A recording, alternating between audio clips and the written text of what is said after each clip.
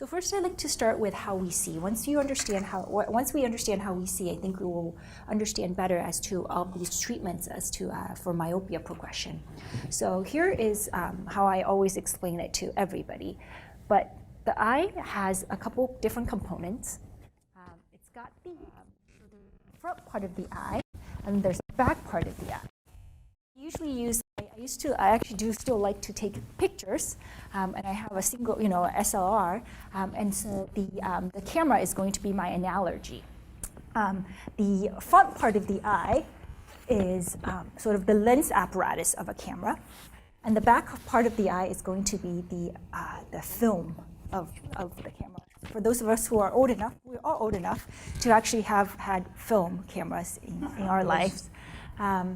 So what happens is light will travel from wherever it is coming from, and it'll actually hit the front part of the eye, which consists of a cornea, the iris, which makes the pupil, the round thing in our eye, and the iris is what makes our eyes blue or brown. That's the color pigmented part of the eye. The light then hits a piece of tissue called the lens, and the lens will actually focus the light to a single point, which hits the back of the eye, the retina, and then that's when that information is coded and then decoded by the eye and then the brain for us to see. So the lens is actually an actual piece of tissue that's inside the eye, and it does the focusing. Okay, that's when in older people, that's where the cataract develops. But in younger kids don't have cataracts, so this piece of material is really just for focusing. The focusing power of the eye is, think of it as our lens in our camera. So you know how like in the old cameras, you can dial the lens and it can focus up close and at distance. And that's what our natural lens do. This is a piece of tissue that's in all of us. Okay? And the lens will grow thicker to focus up close, what we call accommodation, and then kind of relax and become thinner for distance vision. Okay? This piece of lens, so what controls this? What controls our own eye's ability to focus up close and at distance? And it's a piece of tissue called the ciliary body or the ciliary muscle. And it's actually a muscle in the eye that contracts. And when it contracts, just like any other muscle, when it contracts, it makes the lens shorter and fatter. And so we can see clearly up close. And then when it relaxes, it actually gets lengthened, the lens, and then we're focused for distance. So when you look at me right now, when I look at you, my eyes constantly focusing, right? I'm looking at someone off at a distance. My eyes are focused for something at distance. I look at my fingers, and they're clear because my lens and that ciliary muscle is actually doing the work, and I'm focused up close, and I can see my fingers clearly. Okay? And that becomes important when we talk about things that we do for myopia control. And then there are other tissues in the eye which are kind of like the film of the camera. So the retina, the optic nerve, I think of it as the film of the camera. And so when you have a bad film, no matter how good everything in front of the eye is, your picture is not going to be good. Okay?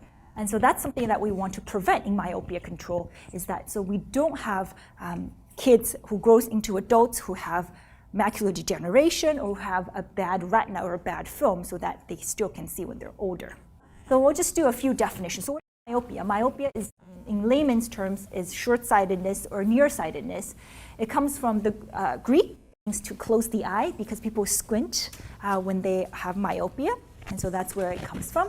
And essentially, it means that you can't see stuff that are far away and everything up close is clear, but when you look at off a distance, when you're driving, looking at the signs, when you're looking in a classroom, when you're looking at the blackboard, everything's blurry at a distance. That's what myopia is. It's super easy. And so what happens in myopia? So remember 2 slides ago, I showed you that the light goes into the eye, it gets focused by the lens, and it gets projected onto the retina. In a normal eye, this light is perfectly projected in the correct location on the retina so that the image is clear. Okay? In a myopic eye, essentially what it means that is the eyeball is too long, the eyeball is too big, and what happens is the light comes through, still gets focused by the lens and by the front part of the eye, but once the image gets focused to a point, it's no longer hitting the retina. It's actually in front of the retina. So light gets focused onto a point that's not exactly where it should be, but in front of it. And so that's why things are blurry. essentially, I say myopia is essentially your eyeball being too big or too long or too large for what the power of the eye really is. So the focusing power of your eye is too strong for the size of your eye. If that makes a little bit more sense. Okay? You have very strong focusing power, but when the light gets focused through your eyes, it's too strong and it doesn't get to the back of the eye because the eyeball is too. So that's not a problem with the lens? It's not a problem with the lens. Okay? It's actually the problem with the focusing power of the eye, so actually the muscles that focus the eye, so the ciliary muscles and the length of the eye. Okay. So the reason why we're talking about this is because there's progression when you're myopic. So I see kids. This is what I do. So I see kids, right? And then kids come to me. They usually come when they're, say, 5 years old. And they're nearsighted. They go to kindergarten and they come home and the school sends them a letter that says, oh, I'm sorry, you failed the vision screening at school. They go to the optometrist and then they're like, oh, you're nearsighted, you need to wear glasses. And this is how kids often present to me. And then what happens is as they grow, so the 5-year-old gets their first pair of glasses and say the prescription's a -1. Well, this kid came at 7. So the prescription is a -1. What happened is the next year, or even before they turn from 7 to 8, they'll come and they'll say, you know what, glasses are no longer good. I sit in the same location as I did before, but now I can't see the board again. So what you will see is as they get older, as they go from 7 to 8 to 9 to 10, their glasses prescription gets stronger and stronger and stronger. And for all of you guys who wear glasses in the audience, you know what I mean, is every year you're getting a stronger pair of glasses when you're a kid, or if you have kids, that's what happens. So they'll start at, say, -1, and then next year they're gonna get a pair of -2s or -3s. And the year after, they're gonna be -4, -5, -6, and et cetera, et cetera. And then by the time they are getting to puberty or at the end of puberty, they are a -7, -8, -9. And in terms of, let me finish my thought.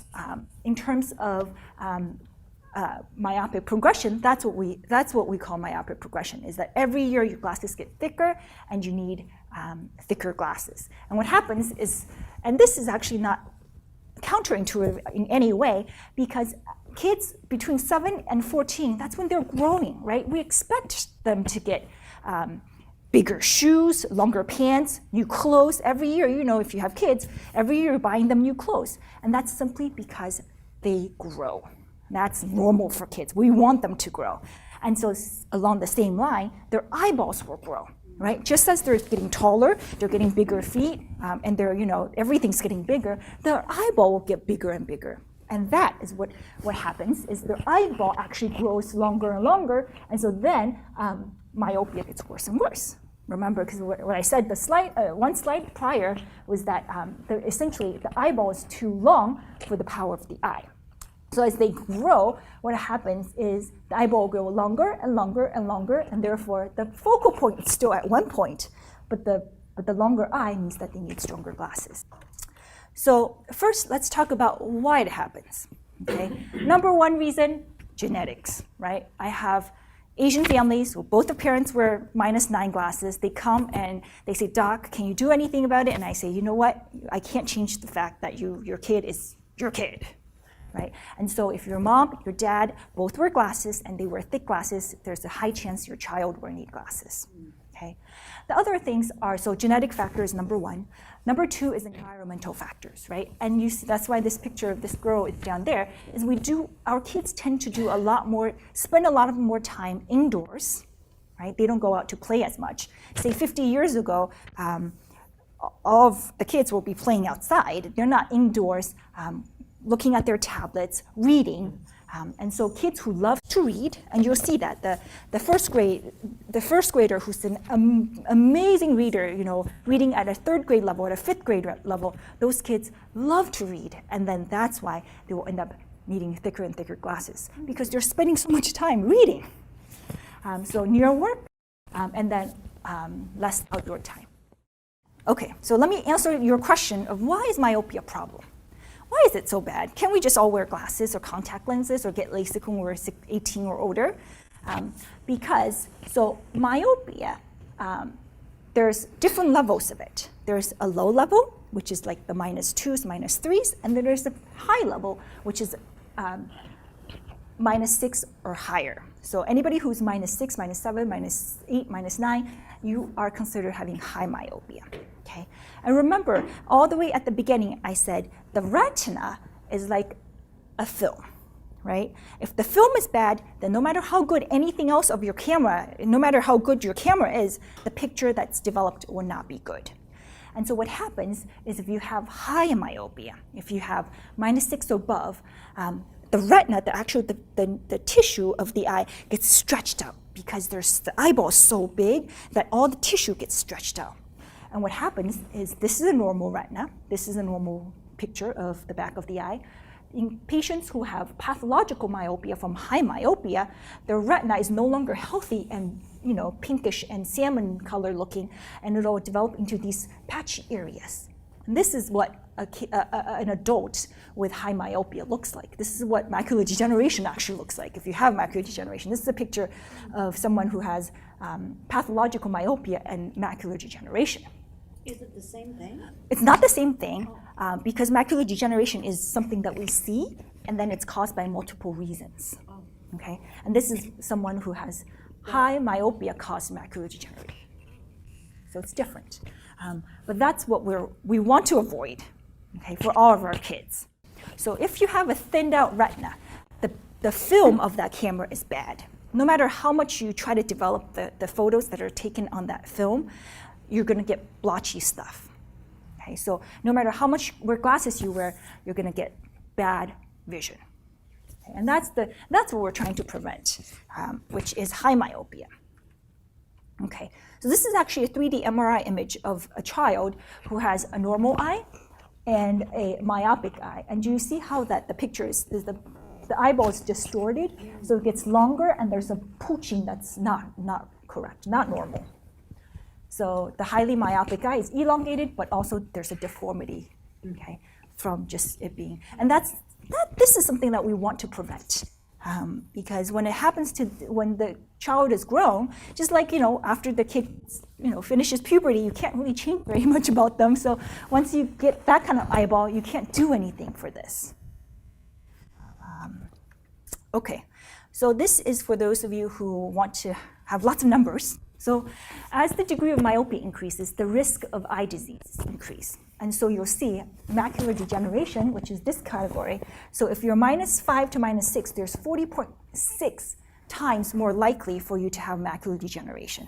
If you're -9, there's 348.6 times more likely for you to get macular degeneration. Similarly, retinal detachment is when the retina actually detaches, increases significantly the more myopia you have. Same thing for cataracts. So this column is for cataracts as well as glaucoma.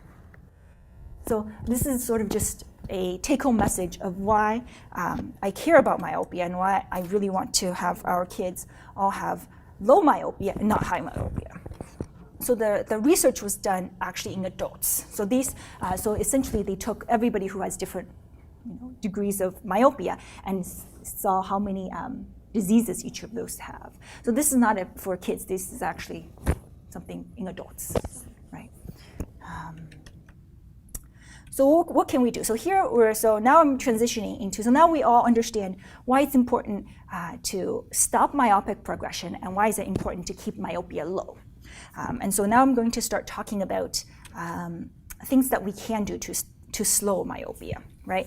And the first one you're going to hear me say, and this I tell every patient, I saw 5 or 6 patients today who came for myopia control, and every time I'm there, they've already seen me a couple times, but every time I tell them this exact same thing. And I say, how much time are you using your tablets? Are you spending outdoor time? That's essentially the 2 things I tell them. I say, you have to spend 2 or more hours per day outside.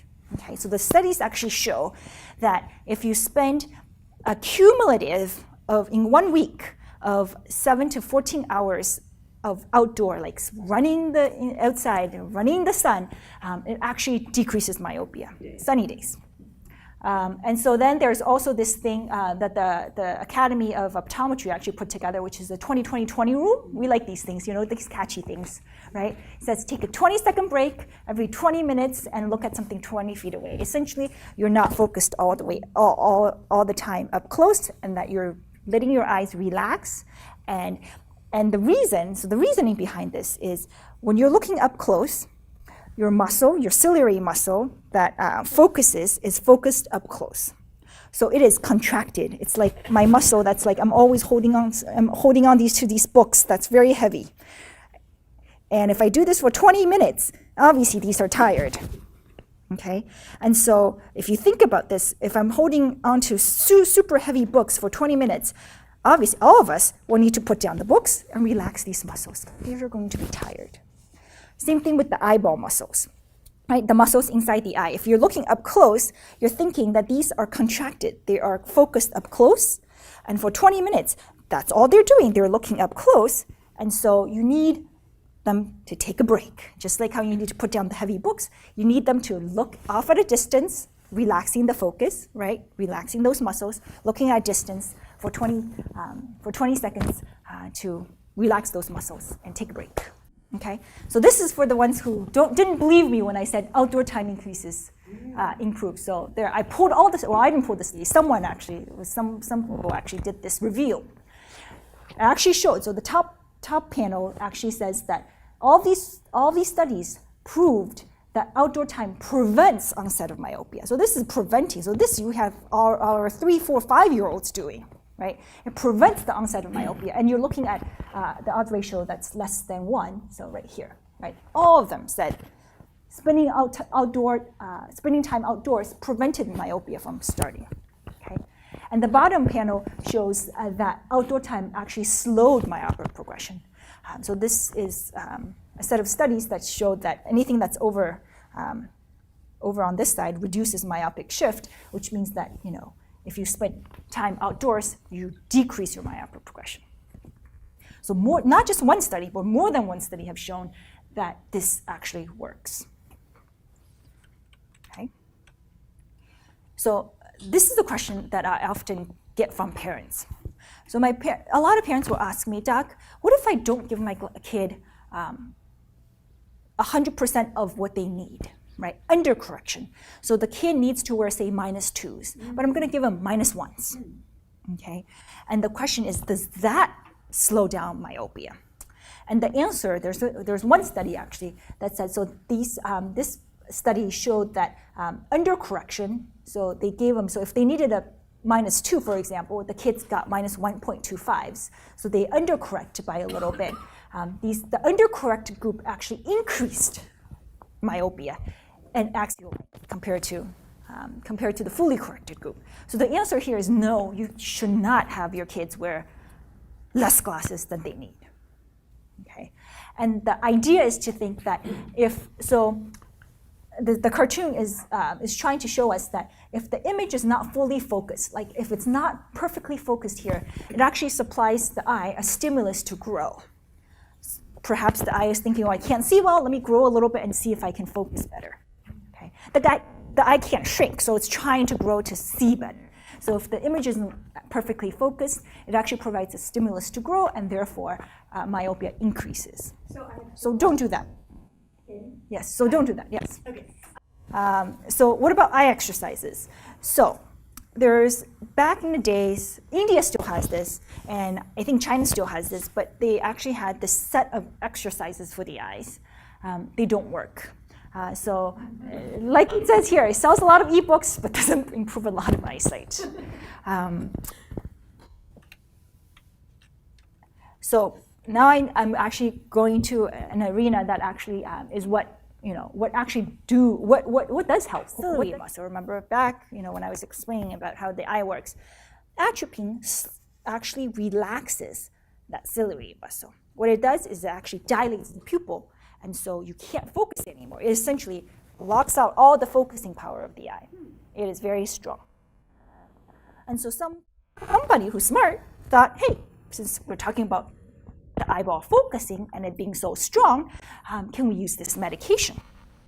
Okay, And that's what all of this other studies, or the next 3 slides will show.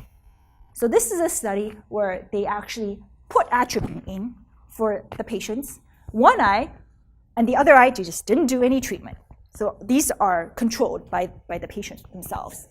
And you can see that in the eye that's treated with atropine, the patients remained at the same amount of prescription, right? That top line. Okay? And in the placebo-treated, untreated eye, essentially it's treated with nothing, placebo-untreated or placebo-treated, the vision got worse, the prescription got stronger over 2 years. Okay? Daily drops? Daily drop, correct. And so it's 77% of reduction in mean progression of myopia in these patients. So it works great. People are like, hallelujah, we found something. But there are a lot of side effects, okay? Because the medication, I use it in my clinic, not for myopia, but for other kids, in order to dilate the pupil. I use it for dilation purposes. And so all of these patients had pupils that are like this big, walking around. And so the issue with that is they have glare, because you guys have been to a doctor's office, you have your pupils dilated, and you're like, oh my gosh, I gotta wear sunglasses. So there's a lot of photophobia or sensitivity to light. There's a lot of glare. And then the purpose of that eye drop is to blur up the vision so you can't focus anymore, right? That's a focusing muscle. So now the kids can't focus up close at all. So they're blurry when they're at work. They can't go to school. They can't even do homework because they can't see the homework, right? So now I have to give them a pair of glasses for distance and a bifocal, like old people now. So all of these kids, and the kids in the study actually got bifocals to help them see up close, because the side effect of this drop, pupillary dilation, glare, blurry vision. So would the goal of the drop be at them to the age where they stop growing, the eyes stop That's growing? right. That is right. And there's a slide about that too. What's the goal of everything that I'm telling of it? So then someone said, well, okay, so 1% atropine comes in 1%. So if you look closely, it's 1% right here. Okay? That's the one that I get in my clinic. That's the one we'll get in the office. Someone said, why don't we make diluted? Let's see if a dilute amount of atropine can also slow progression of myopia, at the same time not have so many side effects. So the second study actually did just that. So it diluted the atropine 1 to 100ths, right, 0.01%, and they diluted 1/10 and then 0.5%. Okay, and 1% actually is the standard. And as you can see, so the placebo is the one that keeps on going bad. Okay, the 1% is the one that the previous slide showed you, where the patient stayed pretty good. And then these 3 are the 0.5%, 0.1%, and 0.01%. As you can see, there is an effect, right? It's not as good as the 1%, but it's not so bad. Okay? It did prevent myopic progression. The fact is, the less the dosage, the less the side effects. Okay? So the 0.01% atropine had less pupillary dilation and less side effect of glare, and a small percentage of patients still had these, but there's no loss of near vision. Okay? So these kids do not need to wear bifocals. This is the selling point of 0.01% atropine, is that they can just go about their daily lives with their normal glasses, and they're still fine doing everything that they normally do, and yet their myopia will not get worse over time, or will get worse only very little over time. Okay? So the summary is, atropine does reduce myopia progression. They're safe and without serious adverse effects, and 0.01% has the best therapeutic index with the least amount of side effects and minimum rebound. Okay? And so they sell these in Singapore, I think, but in the US you can't get them. So in the US, you need a prescription from me that we will send to a compounding pharmacy, which then compounds the medication for us. Okay, so the difference between a store-bought one that's pre-made versus compounding pharmacy is it's more expensive for compounding drugs, and there is these have a shelf life of say 3 years, 2 years, whatever. The compounded drops only are good for a month. So unfortunately, these families who are on this get a new bottle every month. Is it covered by insurance? It is not covered by insurance yet. And the reason why I say yet is there's actually a big study, a big nationwide study that's trying to get it approved so that we're still accruing patients and enrolling patients, but the goal is so that it will be covered by insurance. Okay, because hopefully it will be, yes. At this moment, it's not. Okay. And you can buy this over the counter? You cannot. You can buy these over the counter. You can't. Oh, not here in the States. No, not in the U.S. You got to go overseas, and I think only Singapore has them actually. Where? Singapore. Singapore. Yes. How are them for your patients? So I do this. Well, I have a big I have quite a few patients who come to me for this. So I do this very often, and I titrate based on how their response is. So I do have a fairly large patient population that have this. And you said you need 1 bottle a month? So that's kind of the trick, that if you come to me, then I can tell you ways to sort of not do it. So the bottle will last you about 1 month to a month and a half. And then some parents can do it well. If you just instill just the perfect amount, it'll last you a longer period of time. And so it's more of a case on case. Yeah, you come and then we'll talk about how to do it. And then there's a little bit of titrating as well. So it's not like everybody can get this and you just do one every night and you think it'll be good. It depends on your response to it, whether or not I need to titrate up, whether we need to talk about other things. Okay. And there's some kids, I do have a few kids who are on this 0.01% who actually do have side effects. And so then we have to talk about how to manage those. Okay. This is another big question that I get from my patients. So what about contact lenses? Okay, a lot of patients wear contact lenses, and they ask, well, do contact lenses slow myopic progression? And this study actually showed that no. So the regular RGPs, or the rigid gas permeables, the hard contact lenses that we all grew up with, and even the soft contact lenses that you and I wear today, the ones that are disposable, they do not work. So this is just that I'm not making this up, but there's actually a CLAMP study, actually a National Eye Institute sponsored study that said that hard contact lenses, soft contact lenses do not work. Okay, and so then if you guys all live in Irvine, in Orange County, but a big population of my patients are on this thing called Ortho-K. Okay, and then there's the newest thing. This actually just came out maybe 6 months ago. It's called a peripheral defocus lens. So we'll talk about both of them. Okay. So let's first talk about Ortho-K. What is Ortho-K? Ortho-K stands for orthokeratology. Essentially what happens is this is a special contact lens. Every kid gets their own made. So this is something that you have to pay out of pocket. It's expensive, but if it works, it works, and the optometrist will actually fit you for a Ortho-K. Okay, it is a molding contact lens, meaning that you wear this before you go to bed, and you wear this during your sleep. And what happens is it pushes on the cornea, and it flattens the cornea so that during the day, the eyeball, the focusing power of the eyeball is not as strong as it really is.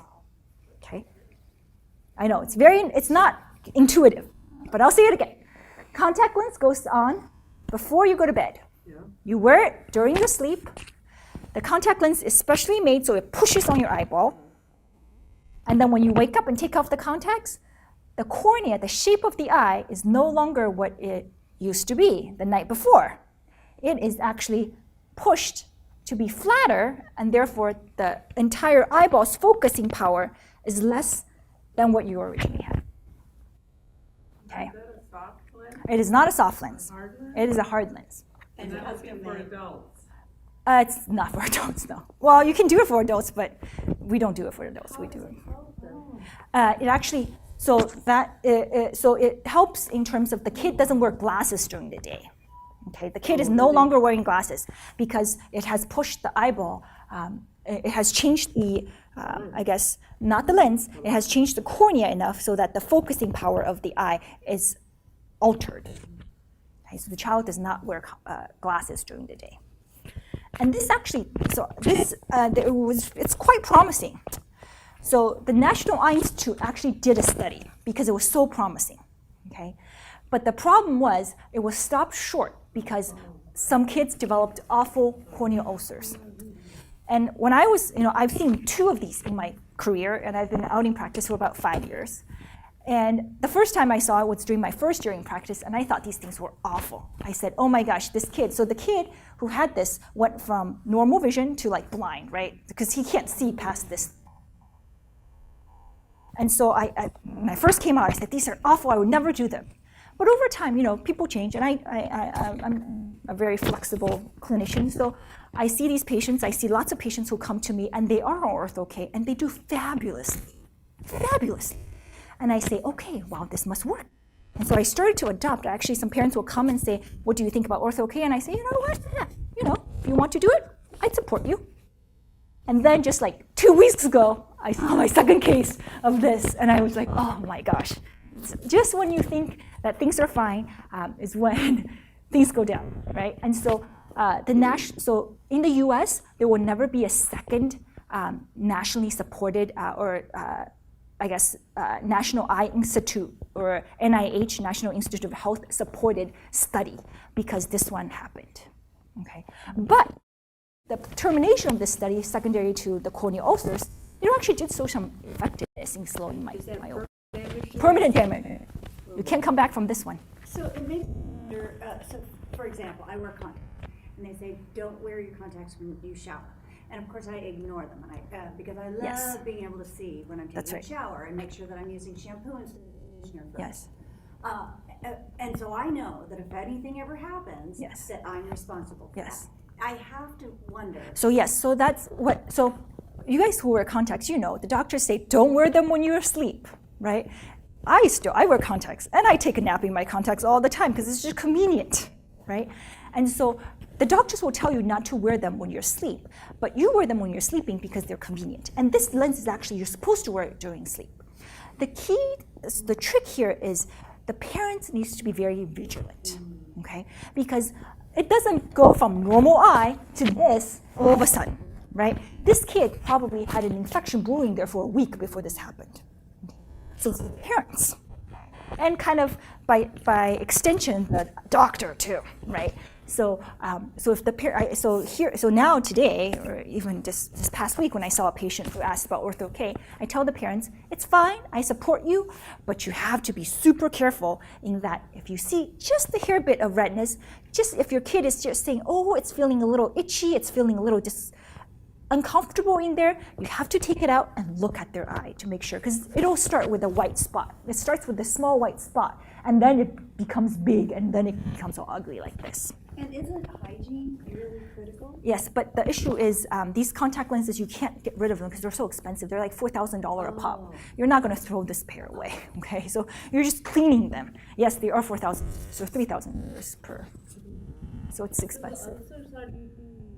Bacterial infection. Of the lens. Yeah, so what happens is you keep them into a case, you put them in a case, and bacteria is in there, and you just clean them. Because these are all bacterial, right? Bacterial or microbial perioditis. Okay, so that's why, although Ortho-K has shown some effectiveness, the U.S. will never fund a second study because of this. However, we're international here, so I looked into Asia, because that's where a lot of the studies are. So in 2011, 2012, there was actually a pretty well-done study in Japan that said that Ortho-K does slow progression. Okay, and so that's why if parents come to me, I support them, as long as they're vigilant and careful. And in 2014, someone actually did a study comparing Ortho-K and atropine, and both showed progression equally. So now with that study, I feel more comfortable telling my parents who come, I say, you know what, if you really, really don't want to deal with the corneal ulcer stuff, why don't you do atropine? Because the side effects is not so bad, and there's no risk of you becoming like that. Okay. So the newest thing in the past 6 months is this thing called peripheral defocus. And I'll try to explain to you as much as I understand it. And it could change, in the next 6 months as I know more about this. But essentially here's an eyeball, right? It's myopic, so the image is in front of the retina, right? Light goes in, it doesn't get focused onto the retina, it gets focused in front of the retina. That's myopia. You wear glasses, right? And the glasses bend the light in such a way that now the image is at the correct location, okay? But the eyeball isn't just one location. The eyeball is a round thing. That's yours, that's mine, right? There's just not one point that's clear. There's all these other areas around it. And so the idea is, although you are sharp and clear at one point, peripherally, everywhere else other than this one point, you are defocused. You're actually not sharp, okay? And the idea is when you wear a lens, just regular glasses, you will actually have just one point that's clear. Everywhere else, you're actually not clear. And it's remember several slides ago, it's not clear that stimulates growth. Remember, that's why I said you can't undercorrect your kids who are not wearing the full prescription. That's what actually, having blurry vision actually stimulates myopic progression, right? So it's not clear, a defocused image that causes the eyeball to grow. And so the idea behind this newest technology is we are going to get it focused everywhere in the eyeball, not just that central point where you're looking through, but also in the periphery, okay?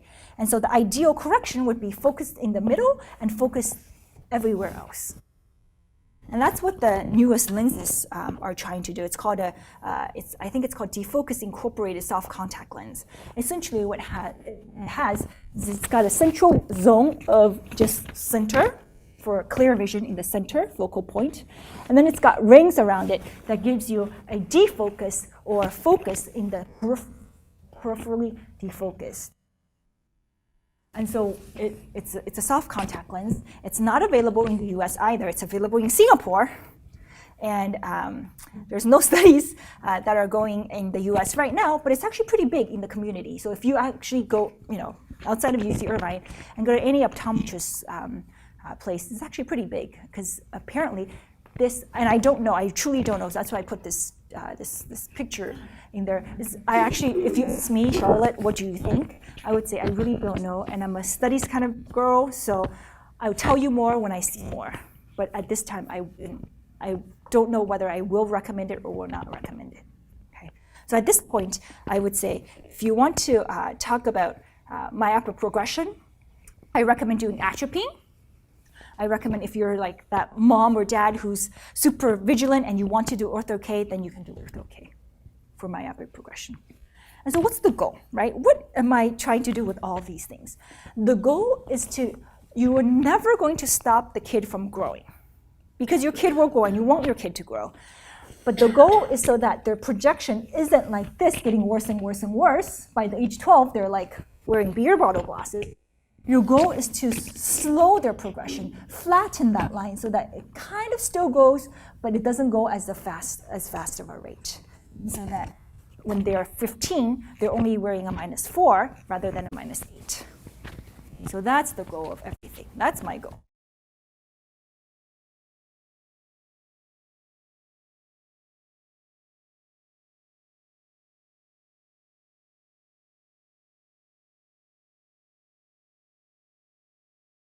So I know any kid will grow, just like I said before.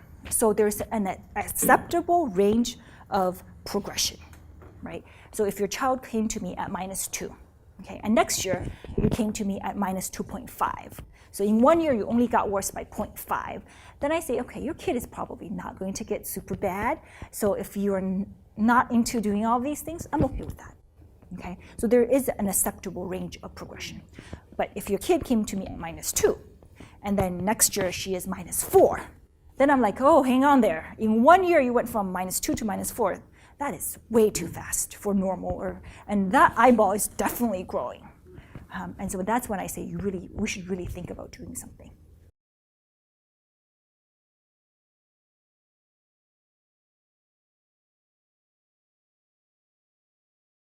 Astigmatism cause myopia sometimes? No, astigmatism is so it does not cause myopia. I mean, it doesn't have the effect of not being able to see in the distance? Yes, it does, but that's a completely separate refractive error. Blindness or whatever. Correct, but astigmatism is something that you're going to have, like there's nothing you can do about it. The lens with the contact lens takes it away. You have a smooth contact lens. You can, but you didn't. You can, yes, you can, yes, yes. The answer is yes, but it's not going to change. So when you take out that contacts, yes, I know. When you take out that contacts, you can't see, but when you take out that contacts, the astigmatism is still going to be there. Yes, but myopic progression, you're trying to slow the myopia. You're not trying. Astigmatism, you can't slow astigmatism. If you have 3 diopters of astigmatism, you're going to have 3 diopters of astigmatism for many, many years, and it's not correct, and it's not going to go to 3 diopters of astigmatism to 5 diopters of astigmatism. It's not going to get worse unless you have keratoconus, which is a different thing. But normally, kids don't. So 1.5 diopter of astigmatism in 10 years, it's still going to be 1.5 diopters of astigmatism, right? So it's a different idea, different mindset.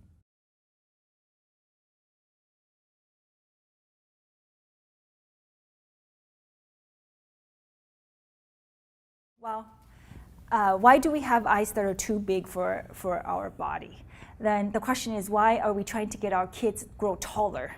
Why can't everybody be 5 feet? Why does someone has to be 6? Why do someone has to be, why do we need basketball players? Right, but if we can't see clearly, it makes it difficult for us traditionally, to get If food, you are 6 feet tall, your back's going to give out earlier than if you, so you can't live as long. But I mean, that's only been in recent times. This is also recent, by the way. So this myopia has gotten worse and worse in the recent times since I actually took that slide out, but I had a slide in there that showed that 50 years ago, there's only 25% of the population, the world's population had myopia. And now it's like 50%. And then it's projected in like 50 more years, it's going to be like 98%. It's not so bad. You're good at reading. Man, we need the doctors, right? I was good at reading. Right, but there wasn't anything to read, I mean, not too long ago, there wasn't anything to read, so like, no, but you still need people who are good at computers, right? But I'm talking about a long time ago what was the purpose of a quarter of the population having that? They're good readers. They're good computer programmers. No, They didn't. I've always felt, had I lived in there were no computers, thousands of years ago. There was nothing to read. Probably there's nobody who had myopia thousands of years ago. You think? Well, if they did, the saber-toothed tiger got them. But that's my you point. said 25% of the population. That's significant. 50 years ago, we had books. So you think maybe thousands of years ago? Nobody needed They didn't glasses. survive. Oh, okay. They did not survive. That's right. They died.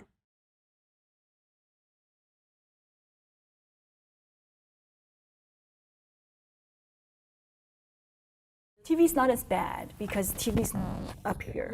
Right? It's okay. But I still ask, it's indoor-outdoor work, remember? Or indoor-outdoor play, remember? My son goes out to play. He doesn't have his tablet. He doesn't have his phone, but he still has it. He says, Mom, wear glasses. There you go. He'll get astigmatism too, so. Right. Do I have any other questions? All right. That's it. Thank you.